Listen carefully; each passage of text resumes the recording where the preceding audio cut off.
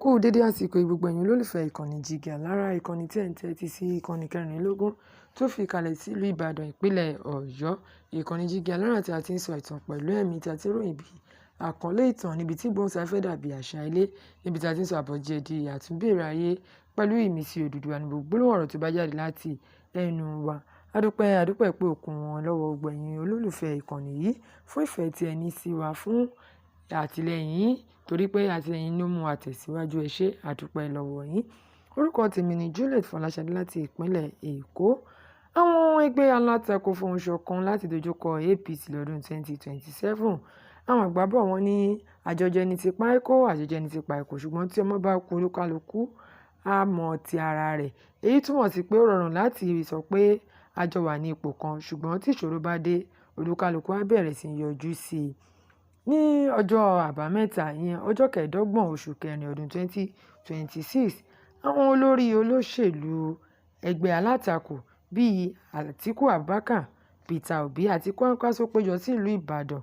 Ohun tí wọ́n sọ ni pé àwọn fẹ́ sowọ́pọ̀ láti gbé olùdíje kan tí yóò jáde fún ìdìbò ààrẹ lọ́dún 2027 kí wọ́n lè borí ẹgbẹ́ APC. Ṣùgbọ́n kò tíì pé wákàtí díẹ̀ tí wọ́n ṣe àdéhùn yìí tí ẹgbẹ́ Accord Party ti bẹ̀rẹ̀ sí ní jà. Accord Party sọ pé àwọn kò mọ̀ nípa ọ̀rọ̀ tí ẹgbẹ́ tí wọ́n so pọ̀ yìí sọ. Wọ́n ní àwọn ènìyàn tí ó lọ síbi ìpàdé náà kò gba àṣẹ lọ́wọ́ àwọn àgbà ẹgbẹ́. Wọ́n bínú pé wọ́n lo orúkọ àti àmì ẹgbẹ́ wọn láì gba àṣẹ lọ́wọ́ wọn. Wọ́n ní àwọn ti fún àwọn tí wọ́n lọ sí ìpàdé náà ní wákàtí 48 láti tọrọ àforíjì, bí bẹ́ẹ̀ kọ́ wọn yóò fojú ba ilé ẹjọ́. Kì wá ń ṣe ẹgbẹ́ Accord Party nìkan ni wọ́n ń bínú o, tàbí tí wọ́n ń jà. Àwọn apá kan nínú ẹgbẹ́ NNPC ti sọ̀rọ̀ pé àwọn kò fọwọ́ sí i. Àwọn ní àwọn ènìyàn tí wọ́n lọ sí ibi ìlú Ìbàdàn fún ìpàdé pé àwọn ti yọ wọ́n kúrò nínú ẹgbẹ́, pé wọn kì í ṣe ọmọ ẹgbẹ́ àwọn mọ́.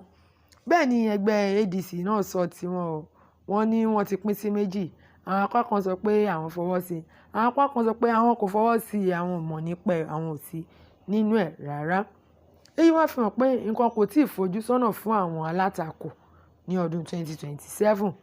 Bí wọ́n ṣe ń sọ pé àwọn á fìmọ̀ ṣọ̀kan ní àwọn ẹgbẹ́ abẹ́lẹ̀, wọ́n ti ń tú gbogbo ẹ̀ sí wẹ́wẹ́, wọ́n ti ń fọ́ sí wẹ́wẹ́, wọ́n ń túká. Ìṣọ̀kan sì jẹ́ agbára, ṣùgbọ́n àjọjẹ láì fiyèsí ara ẹni a máa fa ìyapa ni. Èyí túmọ̀ sí pé bí wọ́n bá tètè yanjú ìjà abẹ́lẹ̀ wọn, ètò tí wọ́n fẹ́ ṣe fún ọdún 2027 lè já sí òfò, nítorí kò ní mú kí gbogbo wọn wà ní ìṣọ̀kan. Àwọn kan á dẹ̀ máa ṣe pé èmi ni ti Paul, èmi ni ti Apollo. Tí ìyapa bá wà, nǹkan ò ní ṣẹnure fún wọn nínú ẹgbẹ́ wọn, àwọn ẹgbẹ́ alátakò. Ṣé wá rò wípé Peter Obi, Àtíkù àti Kwankwaso lè fohùn ṣọ̀kan láti yan ẹnìkan ṣoṣo nínú wọn kí ó jẹ́ ààrẹ ní ọdún 2027, àbí olúkálùkù tún fẹ́ jẹ ààrẹ dandan ni? Ẹ jẹ́ kí a mọ èrò ọkàn yín ní abala àríwísí. Ẹ fẹ́ràn ìròyìn, ẹ pín. Ẹ má gbàgbé láti tẹ agogo ìrántí kí ó lè máa rán yín létí nígbàkúgbà tí ìròyìn bá ti wọlé. Ẹ ṣé púpọ̀ fún ìfẹ́ tí ẹ ní sí wa. Lẹ́ẹ̀kan sí, orúkọ mi ni Juliet Fọláṣadé láti ìpínlẹ̀ Èkó.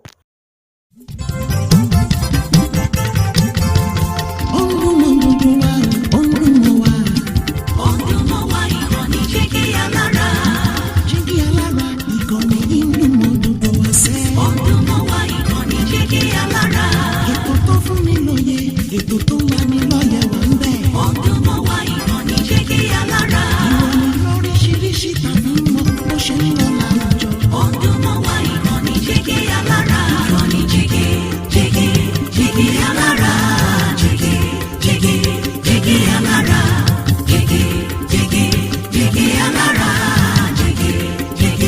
Jígí Alára. Ìkànnì Jígí Alára 24, bàbá gbogbo.